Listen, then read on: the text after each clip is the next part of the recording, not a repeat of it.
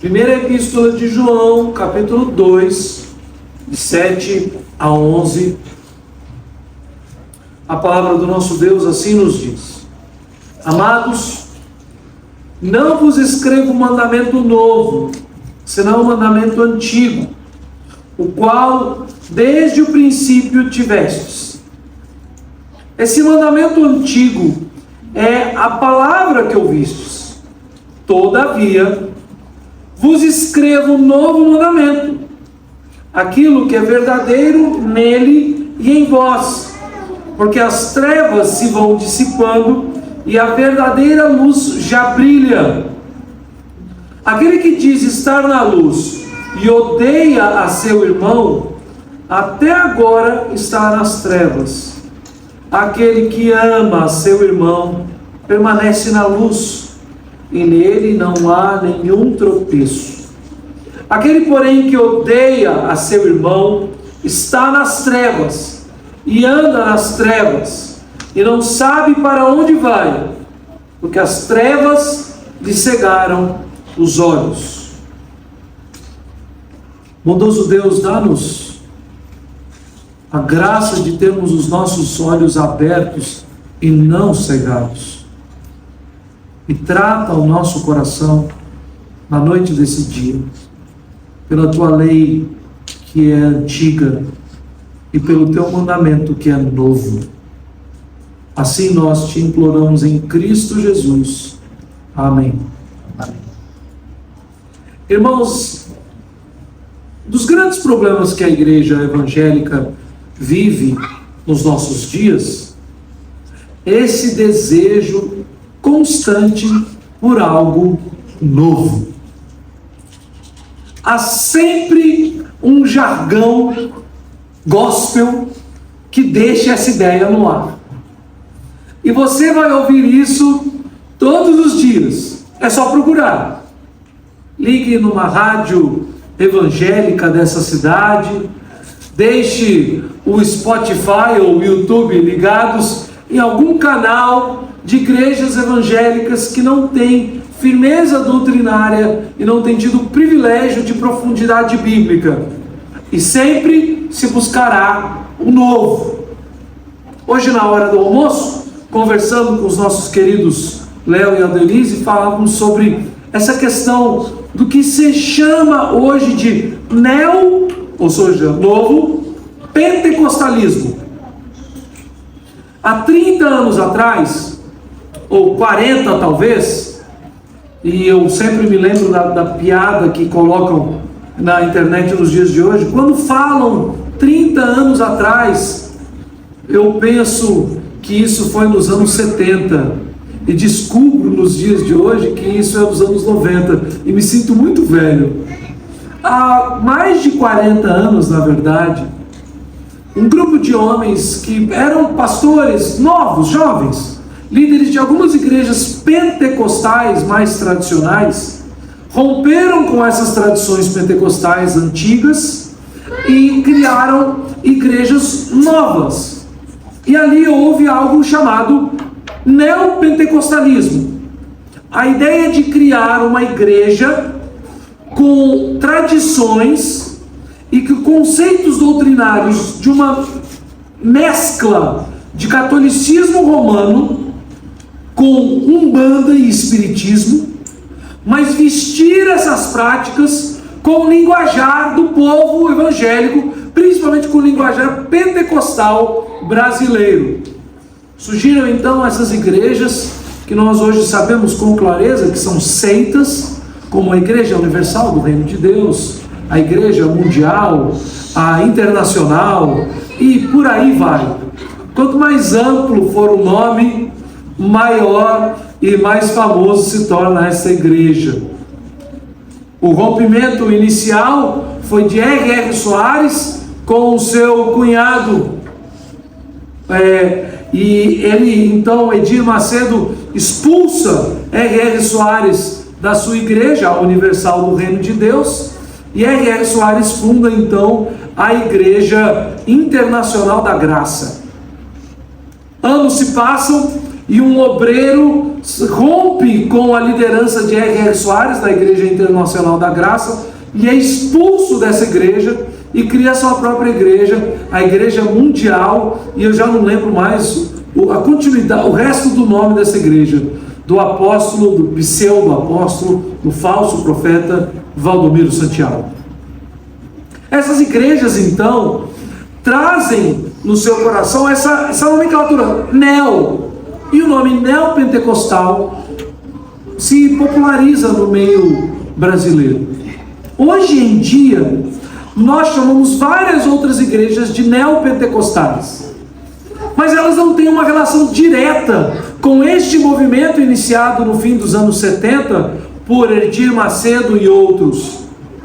Elas são como uma nova onda, um novo mover do pentecostalismo que há 40 anos atrás era chamado de pentecostalismo histórico ou pentecostalismo tradicional. E o ponto de partida é esse. Para a visão teológica pentecostal, a Bíblia é a palavra de Deus. Nenhum pentecostal negará que a Bíblia é a palavra de Deus. Mas eles creem que o Senhor continua se revelando de forma verbal e autoritativa fora das Escrituras nos dias de hoje. E fazendo assim, eles caem numa contradição que resulta esse chamado movimento neopentecostal dos dias de hoje. Hoje, o neopentecostalismo não usa mais a Bíblia para considerar as profecias de pastores, líderes e profetas, mas são as profecias dos dias de hoje, as pseudoprofecias contemporâneas, que se tornam, na verdade, a regra de interpretação da Bíblia. E muitos, cada dia mais, estão negando a autoridade da Bíblia e se tornaram caminho, na verdade, para como os neopentecostais de 40 anos atrás se tornarem, de fato, seitas. O que João está falando parece contraditório para nós. Ele fala de um mandamento antigo, que não é novo, e depois ele fala de um mandamento novo. E aqui então nós precisamos ler esse texto e entendê-lo à luz da presença de Cristo, mostrando aos irmãos nessa noite que o que João está dizendo é que os eternos decretos de Deus se fazem vivos e verdadeiros no seio da igreja de Deus, quando Cristo se revela e cumpre todos esses decretos em sua vida, morte e ressurreição. Há constantemente uma novidade no seio da igreja, porque nos decretos eternos de Deus, Cristo manifesto é, sem dúvida nenhuma, para toda e qualquer igreja, uma manifestação de renovo no meio do seu povo, no meio do povo de Deus. Então a primeira coisa que ele está dizendo, e eu quero chamar a sua atenção para isso, porque nós começamos aqui no capítulo 2 com a expressão no versículo 1, filhinhos meus. Depois, no versículo 7, ele vem como se fizesse uma pausa, uma quebra, e fala amados, e dá outra instrução. E no versículo de número 12, ele volta a chamar filhinhos. Então toda vez que ele usa esse tipo de vocativo, ele está quebrando o raciocínio e trazendo uma nova instrução. Ou não é uma meramente nova instrução, mas ele está criando um novo bloco de instrução para completar as suas ideias. E é por isso que nós podemos pegar o bloco do versículo 7 ao versículo 11, entendendo o que ele está dizendo. Filhinhos amados e filhinhos são correlatos aqui. Nós temos um apóstolo, que é um dos presbíteros da igreja cristã naqueles dias, muito provavelmente nos seus dias e nos dias desse texto, um dos poucos apóstolos ainda vivos, e ele está escrevendo a uma igreja que nós temos não o conhecimento de ser uma igreja específica. Então, pode ser que esse texto tenha sido escrito para uma igreja específica, sim, e que nos leva a pensar que então o apóstolo João está falando para pessoas que ele já conhece, que ele ama, Mas não havendo uma afirmação concreta sobre os primeiros receptores dessa carta, nós podemos entender também que o apóstolo João tem em mente toda a igreja cristã do primeiro século. Veja, lembre-se, por exemplo, que o apóstolo Paulo diz à igreja de Colossos que eles são, na verdade, devedores de Paulo em muitas coisas. E mais especificamente, quando nós vemos a carta de Paulo a Filemon, ele diz a Filemon que é membro da igreja de Colossos e que Paulo nunca tinha ido a Colossos, mas Paulo diz a Filemon que Filemon lhe deve até mesmo a vida, ou seja, a nova vida em Cristo Jesus. Todos nós, aqui nessa noite, somos devedores de Cristo e somos devedores também dos apóstolos de Cristo Jesus, que deram suas vidas para que o Evangelho de Cristo se espalhasse pelo mundo. Nós somos devedores também dos grandes missionários da era moderna, de Ashbel Green Simonton, que, sentindo o desejo no coração de fazer o trabalho missionário, sendo instruído ali no seminário que estudava nos Estados Unidos, escolheu vir para o Brasil e deu sua vida aqui no Brasil. Seu ministério foi muito curto. Pouco tempo depois de chegar ao Brasil, voltou para os Estados Unidos, lá se casou e veio para cá com sua esposa. Muito pouco depois teve uma filha. Alguns anos e sua esposa morreu. Passado outros anos, ele morreu. E sua filha, criança ainda, ficou órfã, sendo criado por seus tios. Nós devemos, o fato de sermos Igreja Presbiteriana Soli Deo Glória, congregação da Igreja de Jaguaribe, nós devemos a Ashbel Green Simonton e a tantos outros que deram sua vida pela fé cristã. E devemos também a Paulo, a João e, acima de tudo, ao nosso Senhor e Salvador Jesus Cristo.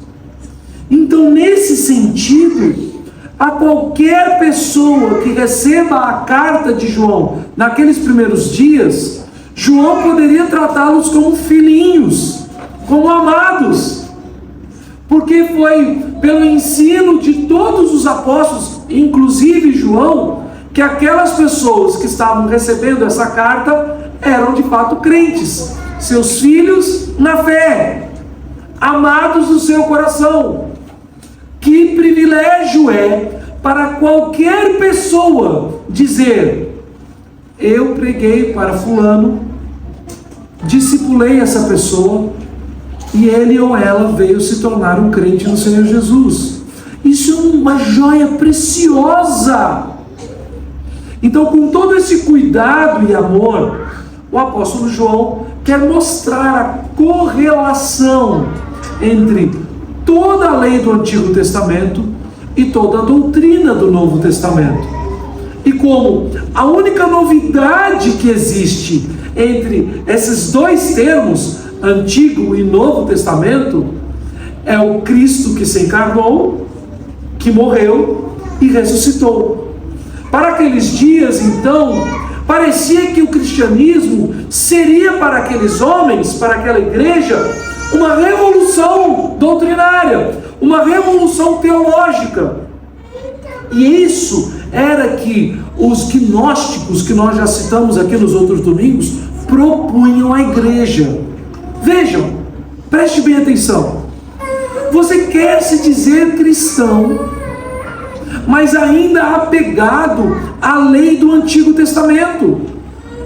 Você quer se chamar um cristão, alguém que é cheio do Espírito Santo, que recebeu do alto poder pela instrução apostólica, mas ainda, assim, de uma forma claudicante, caminhando pela lei do Antigo Testamento. Não! Rompamos com a lei. Esse é um dos ensinos muito equivocados, heréticos e maldosos, que os gnósticos haviam trazido para dentro da igreja. Como eu disse, ninguém chegou na igreja do primeiro século e se levantou e falou assim: somos gnósticos, amém. que gnosticismo era uma coisa refutável. Mas falsos cristãos começaram a adotar as filosofias dos seus dias exatamente para tentar trazer algo melhor ou algo novo para a igreja. Talvez, assim como eu, você em algum momento possa ter se cansado da sua igreja. Afinal de contas, eu sempre digo, eu não nasci na igreja, mas eu nasci no hospital evangélico. E por viver tanto tempo na igreja, aparentemente, nós queremos algo novo. Não são poucas as vezes que nós ouvimos que jovens se rebelam contra os líderes mais velhos da igreja, dizendo: essa igreja nunca vai mudar. Este pecado, essa índole, este equívoco está no coração, na verdade, de todo homem, de toda mulher. Todos nós somos tentados a querer algo renovado, mais moderno, mais contemporâneo, eficaz, mais relevante. A busca por uma igreja e um evangelho relevante é uma prática contínua nos nossos dias. Nós estamos sempre querendo fazer algo novo. E nos dias então de João, no fim do primeiro século da era cristã, nós vemos que o algo novo era aquilo que os gnósticos chamavam de um encontro com Deus, uma experiência sobrenatural com Deus. Gnose quer dizer conhecimento. E o gnóstico era aquele que recebeu da força divina dos deuses, sejam eles o Deus cristão, os deuses gregos, pagãos, qual fossem, aquele que recebeu a iluminação da parte de Deus de uma forma extraordinária. E essa forma extraordinária era totalmente subjetiva, uma revelação especial no encontro sobrenatural. Vejam, aquilo que fazem muitos irmãos que estão equivocados não é novidade nenhuma. Isso já acontecia desde o primeiro século da era cristã.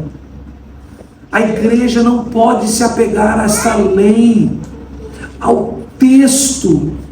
O Antigo Testamento é para os judeus, e veja, há um confronto de forças, porque ao mesmo tempo que os gnósticos queriam negar o Antigo Testamento e promover uma fé equivocada, que era fruto de uma revelação do divino extraordinariamente, havia um outro grupo que fazia muito mal à igreja de Cristo no primeiro século, os chamados judaizantes. E eles queriam impor à igreja o contrário. Se um gentio não fizesse todos os ritos e cumprisse todos os votos e as práticas, e fosse a Jerusalém, e fosse a participar de todas as festas, as quais foram determinadas na lei do Antigo Testamento, lei ritual, estes então não poderiam ser chamados cristãos. Nenhum homem pode ser batizado com água se primeiro não for circuncidado. Nenhuma família pode ser acolhida como um povo da aliança se não fizerem os seus votos e não forem ao templo de Jerusalém e ali oferecerem sacrifícios, suas ofertas. Você não pode participar do corpo da igreja de Cristo local se não fizer as suas peregrinações constantes e guardar para si o sábado como dia do Senhor, e participar das festas da lua nova, e participar das festas judaicas. Se você não tiver a cultura judaica, você não é cumpridor do Antigo Testamento e você não é digno de ser cristão. Então, quando os gnósticos vêm, eles já estão atentos a toda a instrução neotestamentária, ao pleito árduo do apóstolo Paulo, por exemplo, contra os judaizantes do primeiro século. Muito provavelmente muitos deles já tiveram acessos a muitas das cartas do Novo Testamento, visto que É impressionante estudar a arqueologia bíblica e ver quão rápido as cartas eram copiadas e distribuídas, copiadas e distribuídas, copiadas e distribuídas. Não havia impressão, não havia gráfica, não havia correios, não havia drone, não havia Amazon.com. E nós temos hoje, de forma clara e evidente, milhares e milhares de cópias de vários trechos do Novo Testamento. O Novo Testamento completo tem milhares de cópias, os seus muitos trechos e manuscritos espalhados por toda a Igreja de Cristo, muito provavelmente a grande maioria deles nos 2 primeiros séculos. Vejam, eles voavam. A palavra de Deus para o coração da igreja era como fogo que pegava o rastro seco e incendiava. No fim, já do 2º para o 3º século da era cristã, todo o Império Romano já havia sido evangelizado e 2/3 da população eram professos cristãos. Havia então essa necessidade de espalhar, e ao se espalhar, os gnósticos, no contexto aqui da carta de 1 João, queriam mostrar algo novo, não ao antigo, sim ao novo. E é por isso então que o apóstolo João, no versículo 7, começa: amados, não vos escrevo um mandamento novo, senão um mandamento antigo, o qual desde o princípio tivestes. Este mandamento antigo é a palavra que ouvistes. Quer um exemplo disso? Vá em Atos capítulo de número 2 e leia ali o texto registrado do sermão de Pedro, o primeiro sermão apostólico registrado, que foi pregado depois da morte, ressurreição e ascensão de Cristo. E o Espírito Santo veio sobre eles. E o que Pedro está pregando? O Antigo Testamento cumprido em Cristo. Ele cita alguns profetas e cita o rei Davi. E o povo que ouve Pedro naquele dia, na chamada festa do Pentecostes, são na verdade judeus e prosélitos das mais diversas regiões do Império Romano daqueles dias.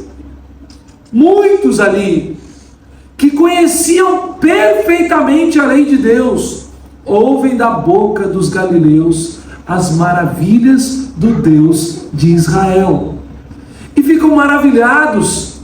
Eles não são convencidos por artimanha humana, mas o instrumento do Espírito Santo na boca de Pedro é a palavra de Deus do Antigo Testamento. O Antigo Testamento, nos lábios do apóstolo e no poder do Espírito Santo, se manifesta com tamanho poder que milhares de pessoas se convertem naquele dia. Milhares se convertem naquele dia. Vejam, meus irmãos, é exatamente isso que João está dizendo. Todas as vezes que os apóstolos pregavam em toda e qualquer cidade que eles chegavam, eles pregavam o Antigo Testamento. Vocês se lembram, por exemplo, de Jesus, quando ele entra na sinagoga? Ele faz isso em Cafarnaum, ele faz isso em Cesareia de Filipe. O que ele faz? Ele pega os pergaminhos, lê o Antigo Testamento e mostra que todas aquelas coisas que ele leu se cumprem em sua própria pessoa. João está dizendo então que é impossível ter algum mandamento para a igreja de Cristo que seja novo no sentido de desconectado àquilo que já foi lhes dado. O mandamento é antigo, a palavra de Deus é antiga, o anúncio do Evangelho é antigo. Cristo é anunciado anunciado por toda a Escritura Sagrada. O Evangelho de salvação, de redenção, de libertação do pecado, de nova vida em Cristo, já é anunciado em Gênesis 3.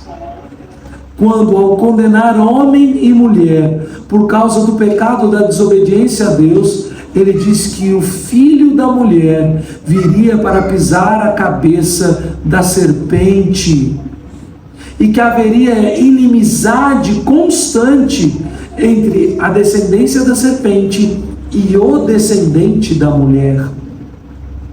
O descendente da mulher é aquele menino que nasceu da Virgem, que foi concebido por obra do Espírito Santo, e ao morrer na cruz do Calvário, com poder e glória, 3 dias depois ressuscitou e esmagou a cabeça de Satanás e destruiu o laço do pecado e a maldição da morte eterna. Não há nada novo no que João está dizendo. Não há nada novo naquilo que os apóstolos e evangelistas registram nos 4 evangelhos. Vejam, por exemplo, todas as cartas do Novo Testamento, todas as epístolas, são dezenas, centenas de citações do Antigo Testamento. Se não estou equivocado, só o profeta Joel, um profeta menor, é citado pelo apóstolo Paulo mais de 60 vezes. Agora, quando você lê todos os documentos, as epístolas e cartas do Novo Testamento, você vai poder perceber e pesquisar quantas citações do Antigo Testamento.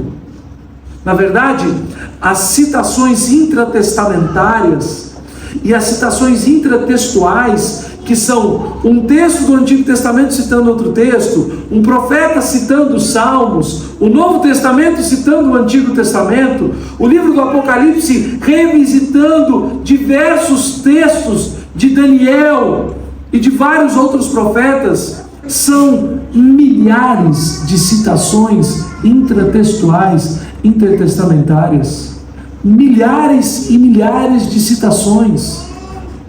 Não há nada novo. A ânsia da igreja dos dias de João era para que o Evangelho fosse uma revolução de ruptura, de total novidade. E ele diz: o que vocês têm ouvido é um mandamento antigo, é a palavra que ouvistes. O que vocês receberam é um mandamento antigo, o qual é desde o princípio. O que o Senhor faz em Cristo Jesus nada mais é do que cumprir tudo aquilo que Ele determinou, desde o dia em que Ele disse: haja luz, e houve luz. Não há qualquer novidade no Evangelho. Não há qualquer coisa nova, revolucionária, ou qualquer ruptura com a própria lei de Deus. Mas ele continua. E aqui está essa aparente contradição. Todavia, vos escrevo um novo mandamento. Mas ele não disse que não vos escrevo um mandamento novo. Todavia, vos escrevo um novo mandamento. Aquilo que é verdadeiro nele e em vós, porque as trevas se vão dissipando e a verdadeira luz já brilha. A palavra novo aqui, ela tem vários sentidos. E todo tradutor, ele pega as palavras no texto original e ele vai escolher qual a palavra que se adequa melhor. Parece que para nós até é muito bonito e intrigante esse aparente jogo de palavras, novo e novo. Mas existem 2 ideias aqui. Uma é de novidade total, algo que nunca foi nem existiu. Mas a segunda expressão usada no versículo de número 8, ele fala sobre uma ideia de algo que é renovado, restaurado, reapresentado. Ou seja, algo que era antigo e foi feito novo. Ou seja, no primeiro versículo, versículo de número 7, ele está dizendo que o antigo não pode ser destituído pelo novo. Mas no segundo versículo, versículo de número 8, ele está dizendo: mas há algo novo para o antigo. E o algo novo é aquilo que está nele e em vós. Porque as trevas se vão dissipando e a verdadeira luz já brilha. Lembre-se que eu disse nos outros domingos sobre todas as vezes que João usa a expressão luz. A expressão, eu falei bastante semana passada sobre verdade, luz, luz e verdade. Porque há esse conceito de iluminação. Os helenistas, os iluminados, os gregos, de boa filosofia, de boa instrução, em específico, os gnósticos. Os que receberam do poder divino um tipo de revelação especial, uma iluminação maior. Eles sim têm conhecimento, eles sim têm luz.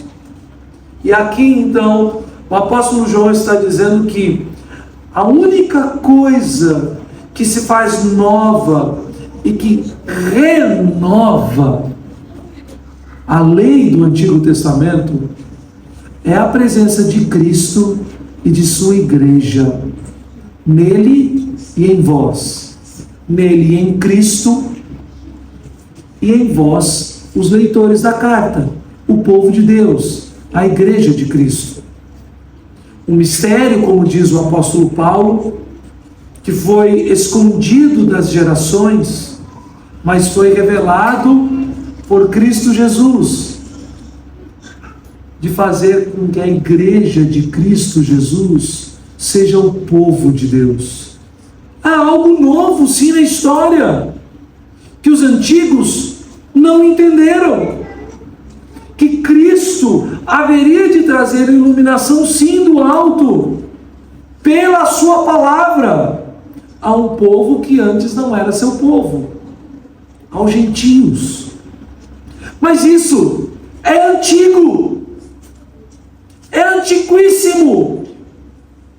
A novidade está, na verdade, no olho de quem vê. Eu lembro, alguns anos atrás, eu fiz uma viagem com o papai, e nós fomos à Escócia, e uma das coisas que eu falava para o papai que eu mais me fascinava ali, era que a preservação dos prédios antigos, históricos, era tal, que prédios de 500, 600, 1000 anos, muitas vezes aparentavam ser novos.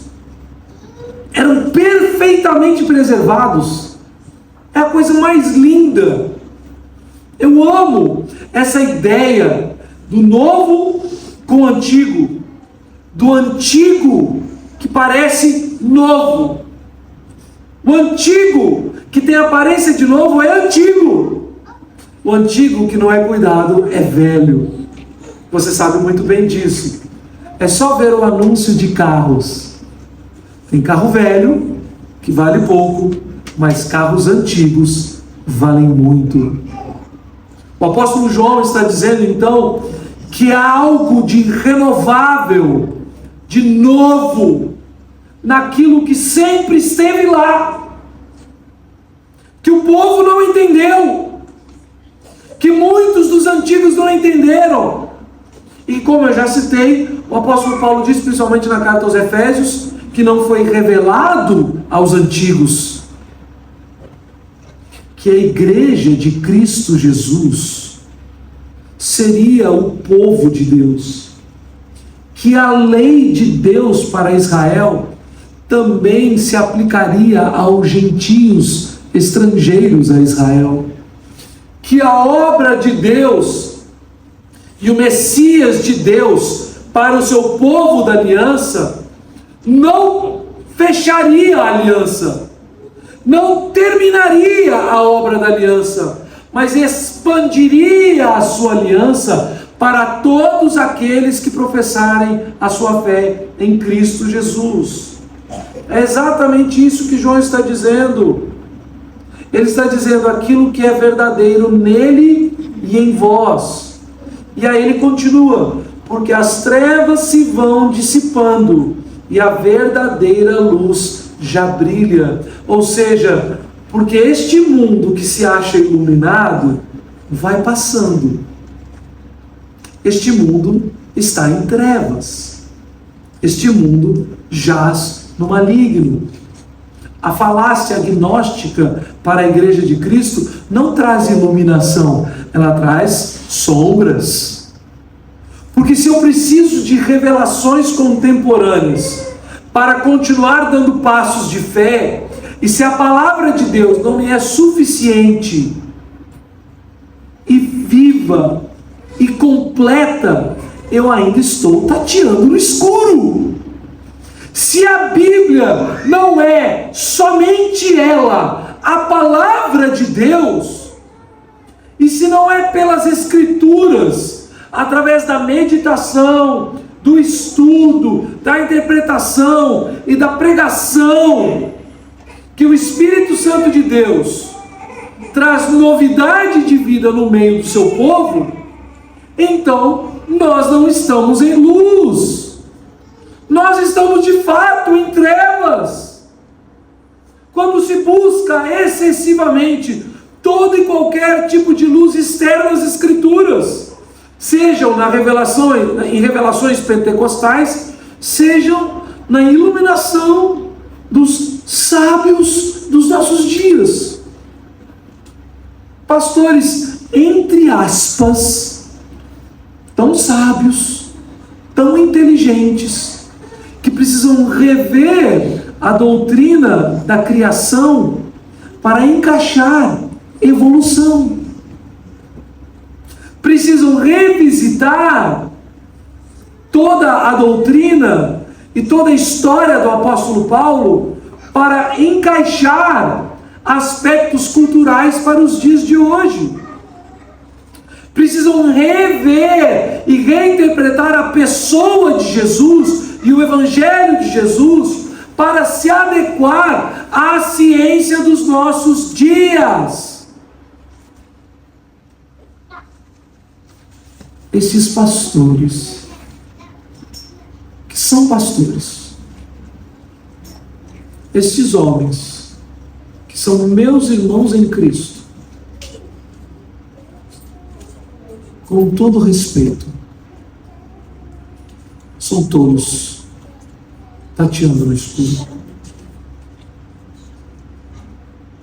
A iniciativa de tantos nos nossos dias, de querer trazer luz ao aconselhamento cristão pela ferramenta da psicologia, querendo colocar em pé de igualdade, ou mesmo como um ajudante, Freud, Jung, ao lado de Cristo. Aqueles que querem dizer que a ciência e a evolução e Darwin podem ser perfeitamente compreendidos e aceitos por um cristão, porque o texto bíblico lá de Gênesis 1 a 3, ele não é bem assim. Redesenhando. E meus irmãos, eu digo isso com um grande pesar no coração. Há um movimento hoje no Brasil, e esse negócio vai ser publicado aqui,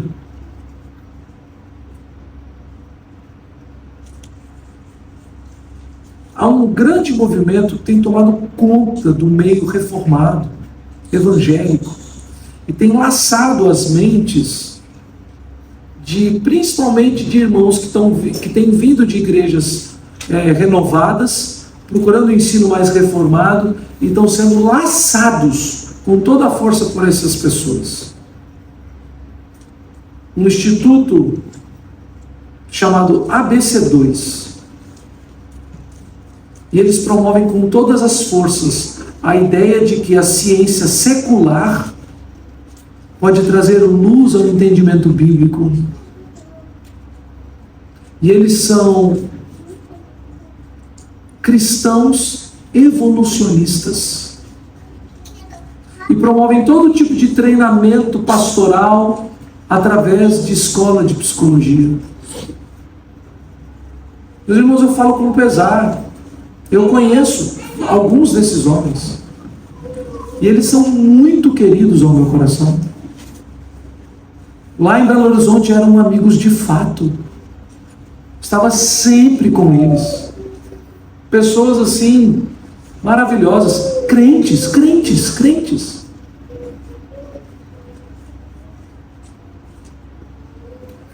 Mas em algum momento se esqueceram da verdadeira luz que dissipa todas as trevas. E começaram a buscar outras luzes e não só a Escritura. Isso é muito triste. Isso é muito triste. E não é difícil vermos no nosso meio isso acontecer. A não ser que nós entendamos que aquilo que é antigo se faz novo através de uma obra perfeita, Cristo e a sua igreja. Ou como a Bíblia nos diz, um texto belíssimo, que eu tanto amo, Cristo em nós, a esperança da glória. É isso que João está dizendo.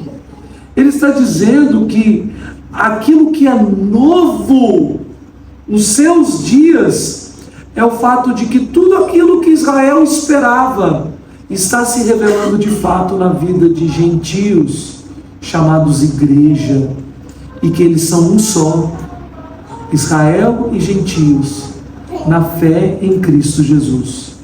Esta, meus irmãos, é a única novidade do que é antigo. Isso se torna novidade à medida que nós pregamos o evangelho antigo a pessoas dos nossos dias. A sua vida é transformada. E eles são alvos de novidade de vida. A sua mente é renovada. O seu coração é regenerado. Os seus pecados são perdoados. Não há mais dívida. Muitas são as novidades do Evangelho. Muitas novidades o Evangelho traz para a vida de alguém que se converte. Casamentos restaurados, relacionamentos refeitos, luz de fato, a cegueira espiritual deixada de lado, cegos podem ver, Jesus, o Senhor de tantos e tantos, se convertendo a Cristo Jesus, geração após geração. O mundo em que vivemos, impactado em todas as suas esferas pela obra de Cristo. E tudo o que se quer nos dias de hoje é romper com a tradição judaico-cristã da cultura ocidental. Eu sempre vou voltar na guerra cultural, porque a guerra cultural, como eu disse nos 2 últimos domingos, é guerra espiritual. Nós não vamos promover algum tipo de pintura cristã calvinista. Nós não vamos vencer a guerra com escolas cristãs clássicas. Nós não vamos pleitear nessa guerra com qualquer ferramenta de cultura sadia e bíblica. Todas essas coisas nós podemos usar. Nós podemos ler bons livros cristãos. Nós podemos produzir e ver nossos filhos talentosos produzirem obras de arte que refletem a sua cosmovisão cristã. Nós podemos educar e devemos educar nossos filhos com a educação cristã, que está clássica. Mas a única ferramenta de vitória é a luz que brilha. A verdadeira luz, a verdadeira e perfeita revelação, o Senhor Jesus Cristo. Os vitoriosos serão os eleitos de Deus. Todos nós seremos vitoriosos. A festa da vitória é a festa da igreja. Mas o instrumento da vitória é Cristo somente. Cristo somente. Cristo em vós, a esperança da glória.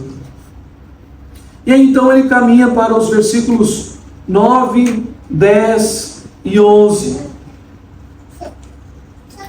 E mostra que a luz do mundo não restaura o coração pecador. Prestem bem atenção. Nós vamos focar aqui nesses versículos no ódio ao irmão. Então, aparentemente falando, nós vamos entrar no ensino de Cristo a respeito do não matarás. O Senhor Jesus Cristo diz isso, e de forma especial, o Evangelho de Mateus diz isso para nós, no ensino do Sermão do Monte. Ouvistes o que foi dito, não matarás. Eu, porém, vos digo que aquele que odeia seu irmão é assassino.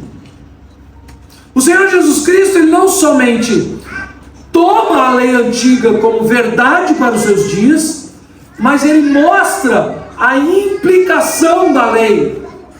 Eu não gosto dos argumentos de alguns teólogos, dos quais eu respeito, que dizem que Jesus estava fazendo como se ampliando a lei.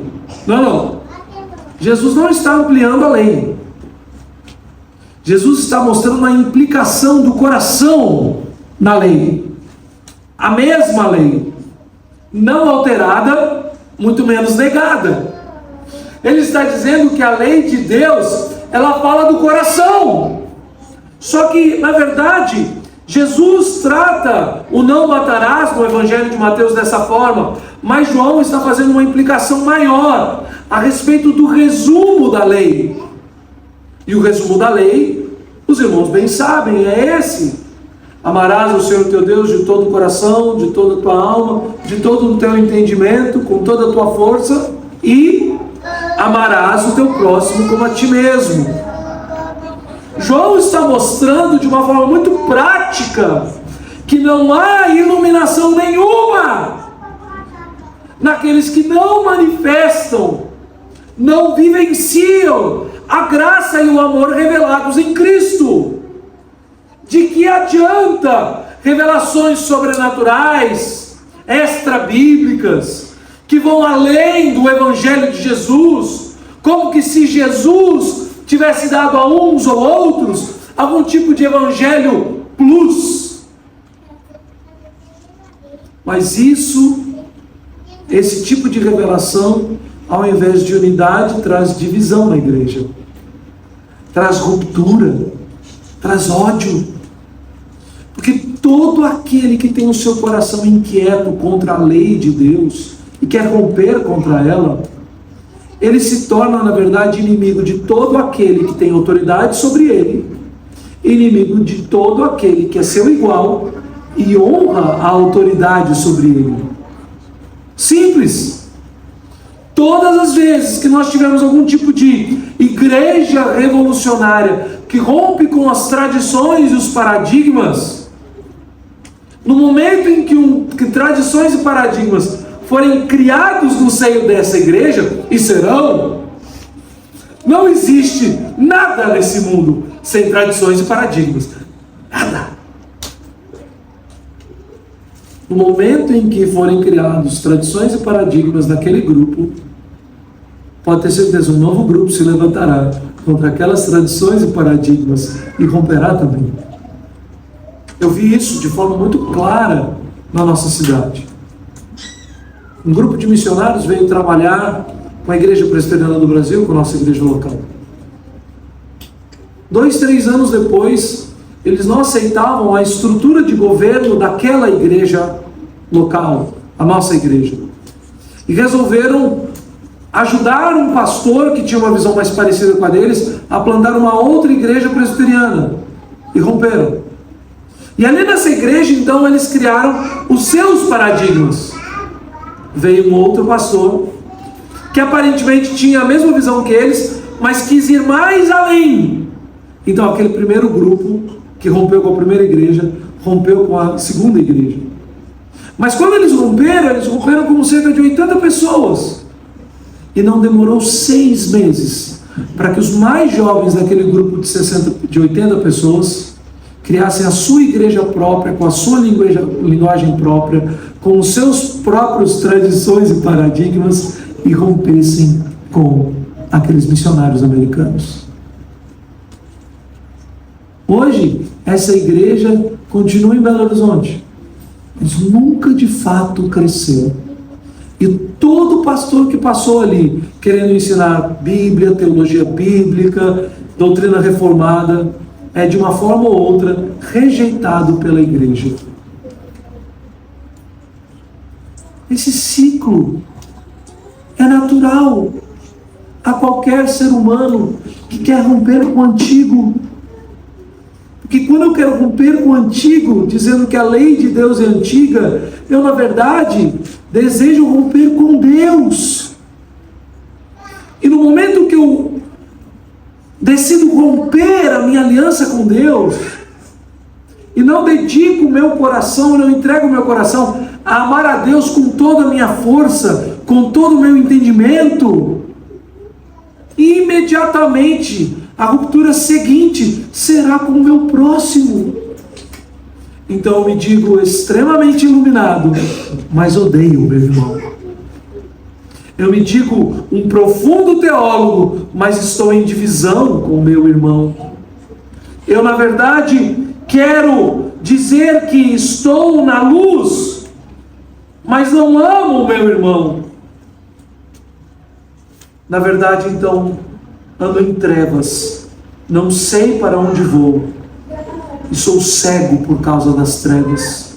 É isso que ele diz no versículo de número 11. Aquele, porém, que odeia seu irmão, está nas trevas, e anda nas trevas, e não sabe para onde vai, porque as trevas lhe cegaram os olhos. Meus irmãos, vejam como isso não é novo. Porque por toda a Escritura, o chamado de Deus ao seu povo é de amor a Deus e amor ao próximo.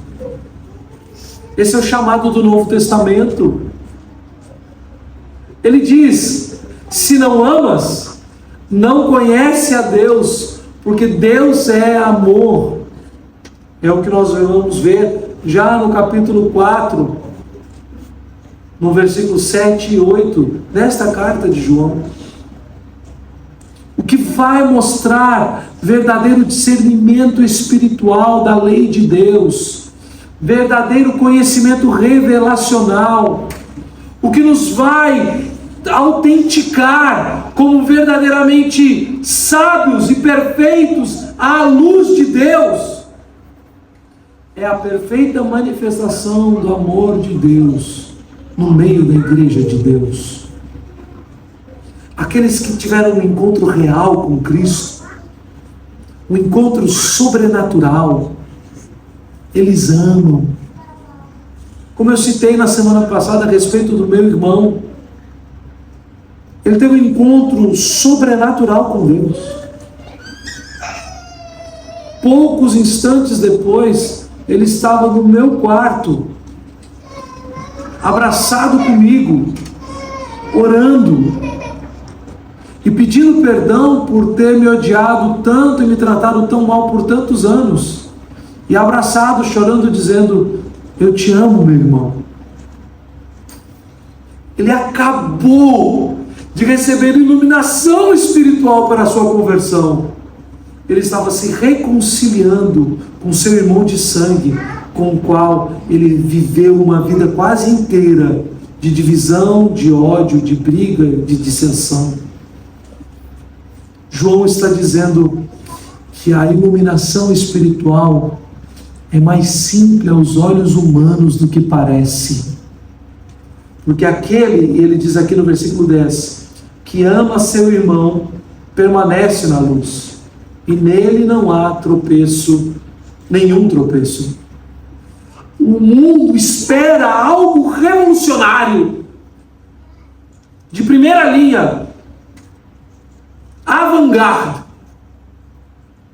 O mundo busca aquilo que seja dinâmico, como que se a igreja e os seus pastores tivessem que proclamar um evangelho à la Steve Jobs. Nós precisamos ser o Voltaire dos nossos dias.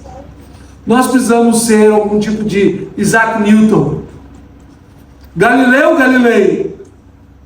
Nós precisamos impactar o mundo, sermos relevantes, falar a língua do mundo, entender a cultura do mundo, entrar nas coisas do mundo. E João diz: não, aquele que ama o seu próximo, que ama seu irmão, nessa pessoa não há tropeço algum. O que nós precisamos é mostrar que temos conhecido o nosso Deus verdadeiramente e que Cristo já encontrou o nosso coração com sua luz libertadora, à medida que nós amamos o nosso próximo. É muito mais simples, não é? Mas você há de convir comigo que é muito mais difícil. Confesso, seria muito mais fácil dizer que eu precisaria me dedicar os próximos 15 anos a me tornar um pós-doutor nas ciências desse mundo, do que muitas vezes abrir o meu coração à graça de Cristo para meditar na sua palavra, a fim de ter o meu coração quebrantado e perdoar o meu irmão. É interessante como ele usa a expressão irmão, não é mesmo? Ele está falando sobre o nosso próximo, mas a Bíblia sempre usa a expressão irmão para falar do nosso próximo. E a expressão irmão, ela casa, ela cai profundo no nosso coração, não é mesmo? Porque quanto mais próximo aquele que te ofende, maior a ferida.